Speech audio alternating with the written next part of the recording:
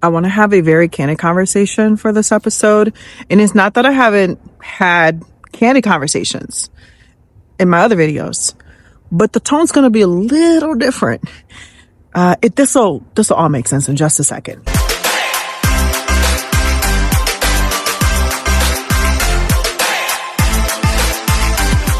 Now let me go find a spot to sit down and talk to y'all, because I know some of you may get nauseated, dizzy with all this walking, and the crunching of the leaves may become annoying. So I think I found a spot. Hold on. Okay. I know it's a weird angle, but my arm is hurting and I don't have a tripod with me, and the ledge that I could put my camera on, I'm not trusting it right now, but hopefully it won't take away from the message. So, okay, but here we go. So I have been, and I'm going to use this term because, it means something different for everybody, content creating for probably the last 4.5 years. Yeah, 4.5 years. And I started using it as a avenue by which I could express myself. I remember when I first started doing it, it was just me posting pictures on some of my thrift shop finds. And then I went into this phase where I became what's called a plant parent, where I would have houseplants. I used to be what I called a serial plant killer. Every plant that I touched, I knew would die. So in that season, I was so excited about the fact that plants weren't dying under my care. Like, they were actually thriving. So I would post pictures, and that's kind of how I got into creating videos online. Like, oh my goodness, look at this, and connecting with other plant parents. And that's how I got into it. And it was at a time where I had just become free, post domestic violence. And when you first get out of it, your system goes through a shock. And for me, I believe that I was experiencing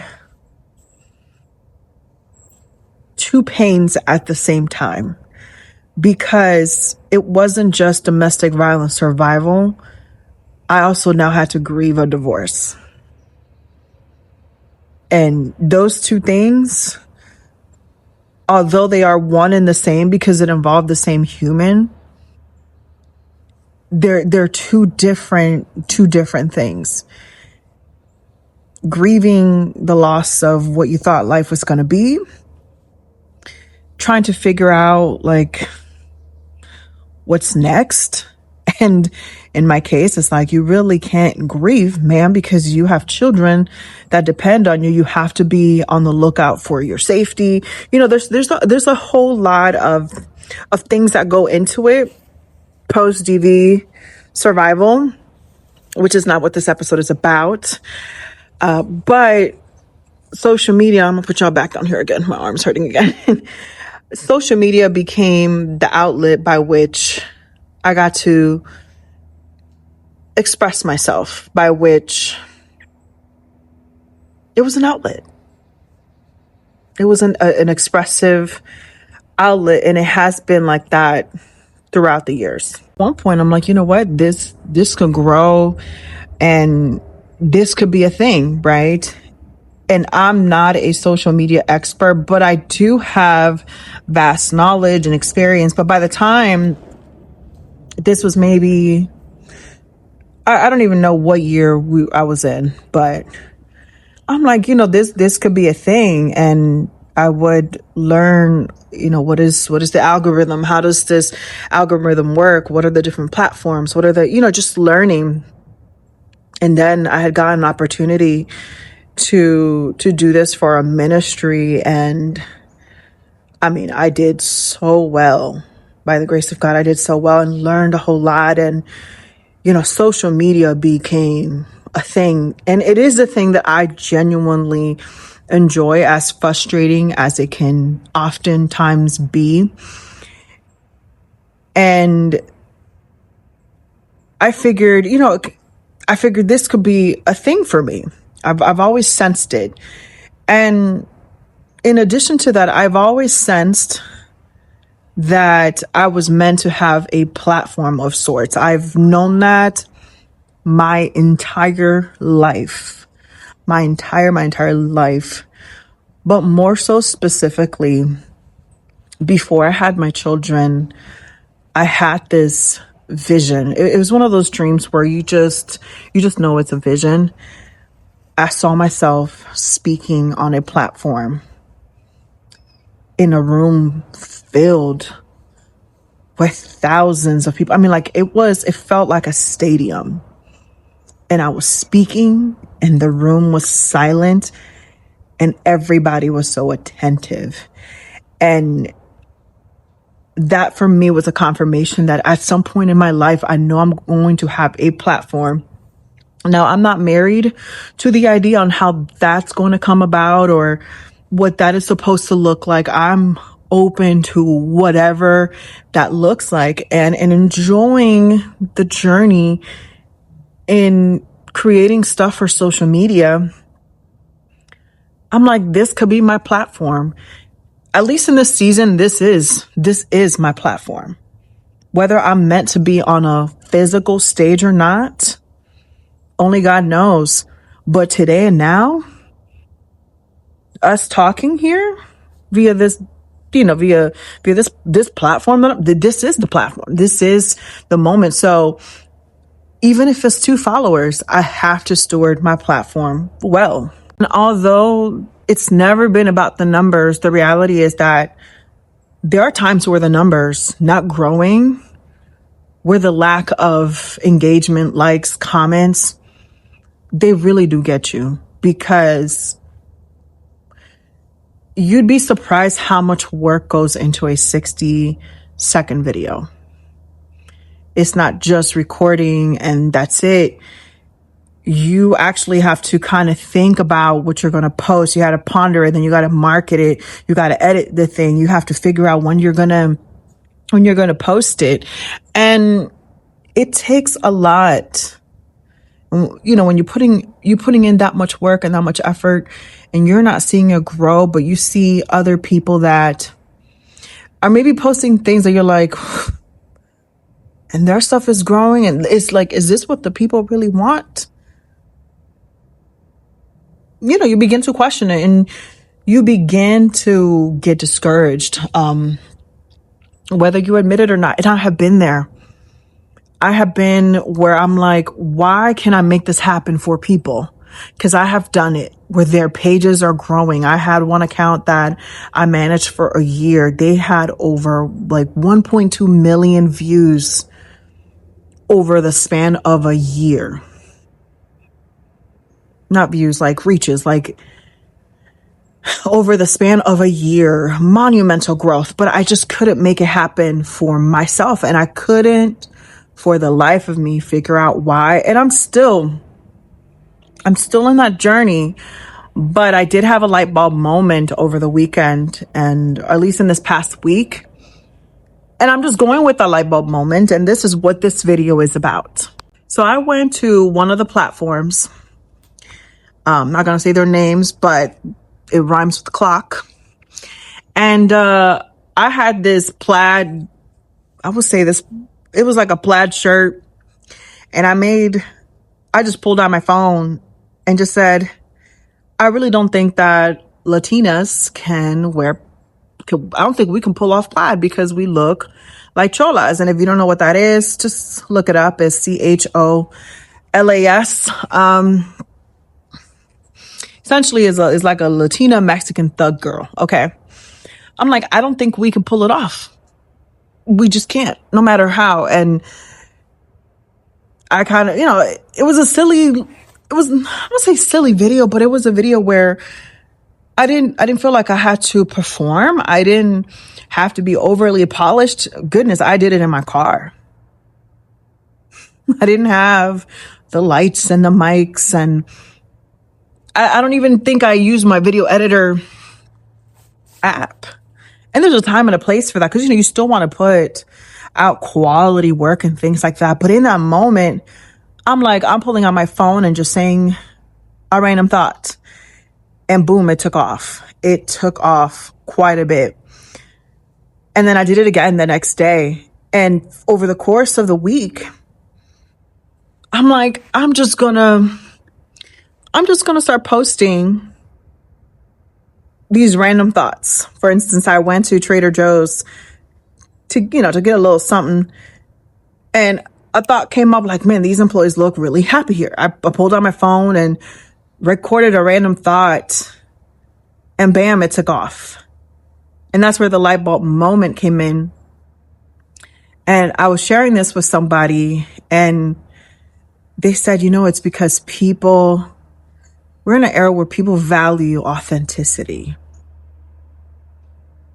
People value authenticity. And it's not that I haven't been authentic, but I definitely have had moments where I'm like, you got to be polished. You got to show up looking this way. And there's a time and a place for that.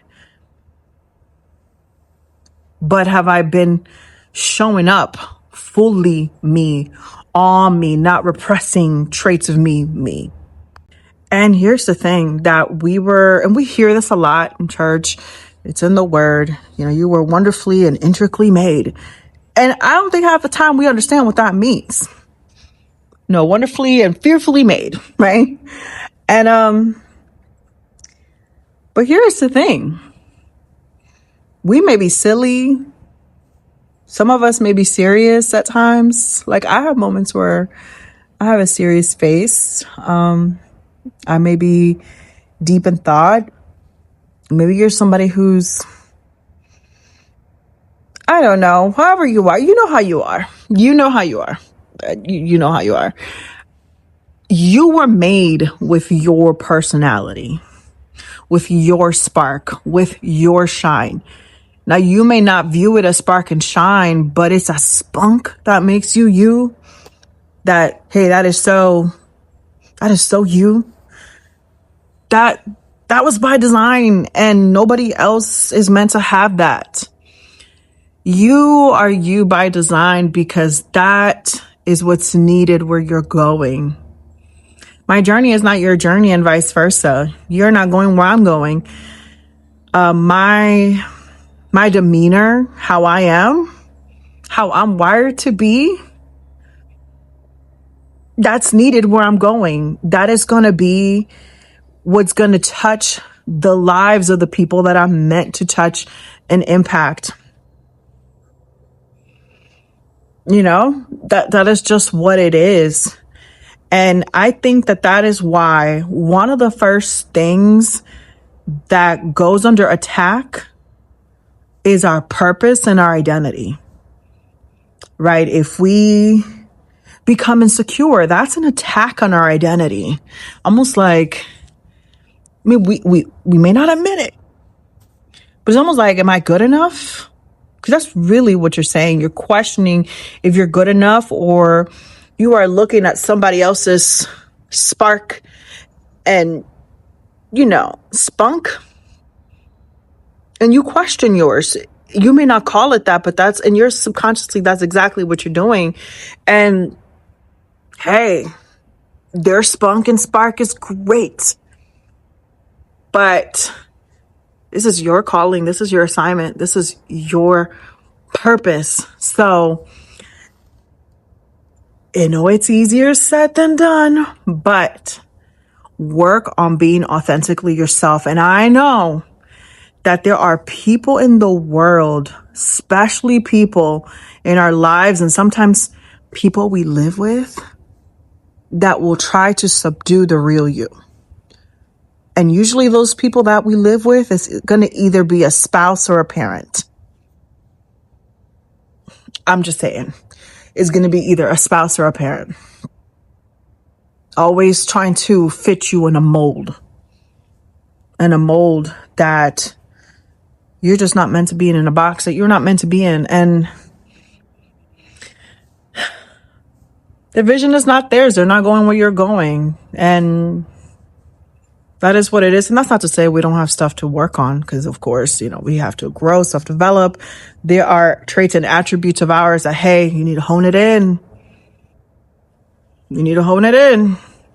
You don't need to say stuff like that. We all have those moments like, hey, you need to speak up a little bit more. You're being a punk. We all have things to work on. But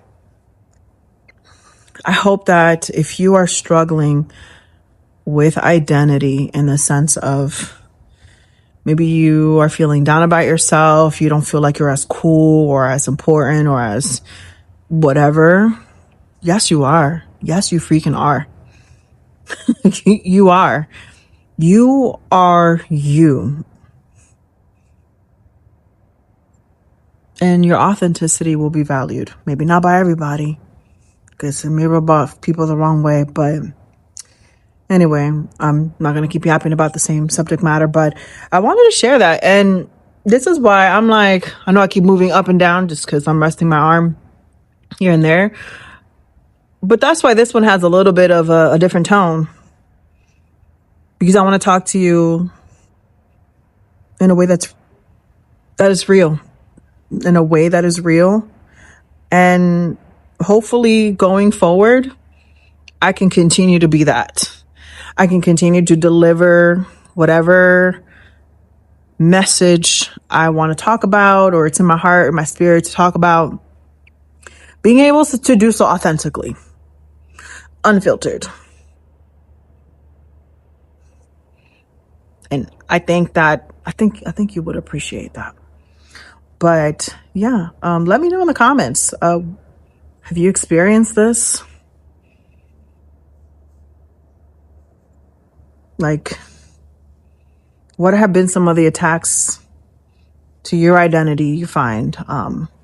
Do you know people that experience this? Or, hey, even as you go through other social media platforms, when you see people being like the type of content that you resonate with, do you notice that they're being more candid and authentic? I mean, like what do y'all think? And because we may not be having this conversation live, but this is still a conversation we're having. So I really want to hear y'all's thoughts on it. But anyway, till next time, okay?